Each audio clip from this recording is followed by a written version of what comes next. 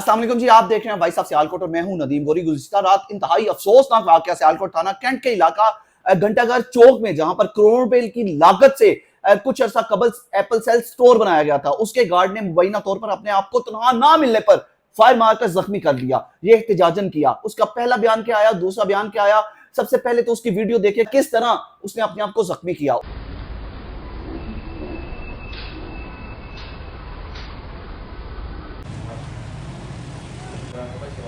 तो गार्ड ने क्या जानबूझकर अपने आप को जख्मी किया? क्या वाकई उसको तनहा नहीं थी मिली? और इसका जिम्मेदार कौन कौन है?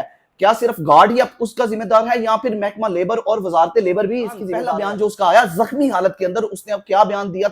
आदिल नवाज। वल्द वालिद का नाम है गुलसतार। कहाँ के रहने वाले हो?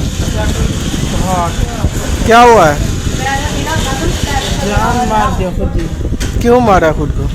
यार बस कंपनी वाले सैलरी नहीं दे रहा, उधर जाके रिपोर्ट करवाना, रिपोर्ट कोई ले ही नहीं रहा। तो अभी दिल तंग हो गया, मैंने गोली चला दी अपनी। नहीं तो इसका क्या फायदा बचे? देखे ना, खुद को जख्मी किया, एक सैलरी नहीं मिलती, ऊपर से खुद जख्मी कर दिया। ये था एक बयान। अब दूसरे बयान में उसने बिल्कुल ही चेंज कर दिया। उसने कहा बिल्कुल ज्यादती वाली बात है, मुझे तो वक्त पर तनहा मिलती है। भाई उसका क्या बयान था ये भी सुन ले जरा। आदिल नवाज। वालिद का नाम? वालिद का नाम गुलसतार। गुलसतार। अच्छा, मुझे ये बताओ आप किधर होते हो, किधर नौकरी करते हो?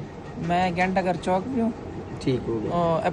एप्पल स्टोर की पास। अच्छा, तो अभी एक वीडियो चल रही है सोशल मीडिया पे कि एप्पल स्टोर वालों ने आपको तनख्वाह नहीं दी 2 महीने की, इस वजह से आपने अपने आप को फायर मारा। नहीं नहीं भाई, ऐसा वैसा कोई बात नहीं है। गन लोड था, गन खुद ही चल गया है, ठीक है। और बाकी एप्पल स्टोर वाले ने मुझे सैलरी दिया है, मैं जो है उसका बड़ा बड़ा शुक्रिया अदा करता हूँ, उसका और कैप्टन साहब का, ठीक है, कि आया है मौके पे और मुझे उठा के लेकर आया। और बाकी जो लोग कहता है कि तनख्वाह नहीं मिली, गलत बात है। उसने मुझे टाइम से सैलरी दी है, मुझे मेरा बड़ा अच्छी तरीके से ख्याल रखता था उन लोगों ने। वैसे अगर इसका जो है ना बेइज्जती करना कुछ अलग बात है, इन लोगों ने मुझे तनख्वाह दी है अपना टाइम। बयान भी आपने सुन लिया, फैसला आप कीजिएगा कि असल स्टोरी है क्या। लेकिन ये तो कह दिया कि तनख्वाह दी जा रही है वक्त के ऊपर, लेकिन कोई बेइज्जती कर देना ये अलग बात है। क्या उस पर इसके इल्जामात की बिना पर लेबर कानून को, लेबर लॉज को मद्देनजर रखते हुए क्या कानूनी कार्रवाई की जाएगी, ये तो अब वक्त ही बताएगा। लेकिन सबसे अफसोसनाक बात यह है कि ना सिर्फ सियालकोट में महकमा लेबर मौजूद है, बल्कि महकमा लेबर को जो हेड करते हैं लेबर के वजीर मंशाअल्लाह भट्ट साहब, सियालकोट से लेबर बनाई जाती है मजदूरों के हुकूक पूरे करने के लिए, उनके मसाइल हल करवाने के लिए, उनके जो भी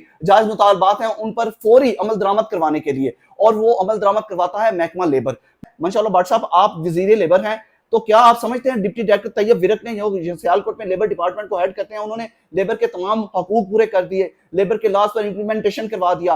अब हर मजदूर को सरकारी नरखनामे के मुताबिक तनख्वाह मिलती है। अब किसी भी मजदूर के हकूक स्लब नहीं होते। कोई भी मजदूर तनख्वाह ना मिलने पर अपने आप को फायर नहीं मारता।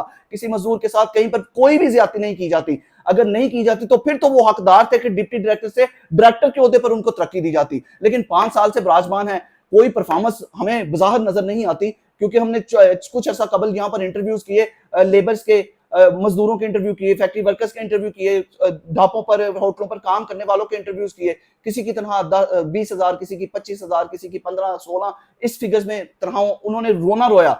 तो सर अगर इस पर इंप्लीमेंटेशन नहीं होता तो इन पर मतलब किस परफॉर्मेंस पर, क्या आप बताएंगे कि किस परफॉर्मेंस पर डिप्टी डायरेक्टर तैयब विरक को डायरेक्टर के ओहदे पर तरक्की दी? और आज भी 5 सालों में इन्होंने पाकिस्तान तहरीक इंसाफ के दौर में भी ये कितने को ताकतवर हैं ये डिप्टी डायरेक्टर तैयब विरक साहब के 5 सालों में ये इन्होंने पाकिस्तान तहरीक इंसाफ का दौर भी भुगता दिया, और अब आपका पाकिस्तान मुस्लिम लीग नून का मरियम नवाज साहिबा आपका दौर भी यही डिप्टी डायरेक्टर भुगता रहे हैं। मजदूर वैसे ही रोना रो रहे हैं, मजदूरों के हुकूक स्लब हो रहे हैं, मजदूरों को तनख्वाह आपके हुक्म के मुताबिक नहीं दी जा रही, लेकिन फिर भी आपकी जानिब से उनको तरक्की देकर डिप्टी डायरेक्टर से डायरेक्टर के ओहदे पर तरक्की दे दी गई है। डायरेक्टर की सीट सियालकोट में है ही नहीं, तो उनको फिर भी वो अपनी सीट पर विराजमान है। सियालकोट छोड़कर जाने का दिल ही नहीं कर रहा किसी का जाने का। सर तो मंशाअल्लाह भट्ट साहब, क्या आप इस हवाले से कोई करेंगे, पसू करेंगे, कोई मामला करेंगे, या फिर गुज़िश्ता बार की तरह ऐसे ही काम चलता रहेगा? डायरेक्टर की सीट यहाँ पर प्रोड्यूस कर दी जाएगी स्पेशली तैयब विरक साहब के लिए। तैयब विरक साहब भी अगर इस बात पर या इस मामले में कोई मौक़िफ़ देना चाहते हैं, हम पहले भी